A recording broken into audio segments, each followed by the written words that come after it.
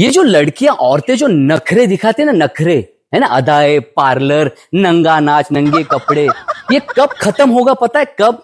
जब हम आकर्षित होना छोड़ देंगे, जब हम अट्रैक्ट होना छोड़ देंगे ना, तब ये लोग ये सब नखरे छोड़ देंगे। नंगा नाच, ये हम जिम्मेदार है इसके। अभी मैं देख रहा था यहाँ पे, अरे कुछ नहीं, इतना सा खाली ऊपर ये पूरा दिख रहा है, और फिर ना हवा आ गई तो ये ऐसे से उड़ गया, तो वो मुझे देख रहा है, oh my God, oh my God, ऐसे करके चल रही है। वाह रे दुनिया, वाह। अरे ऐसे अगर कंपटीशन चलता रहा ना नंगा नंगे लोगों का, लड़कियों का, तो एक दिन आएगा कि ऑर्गन्स और किडनियां भी दिखाना शुरू करेगी।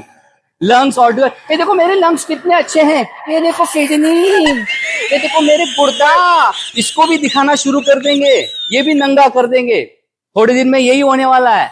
हाँ, लड़के ये मेरी किडनी देख, ये मेरा लंग्स देख, क्योंकि ये तो देख चुके है ना। चल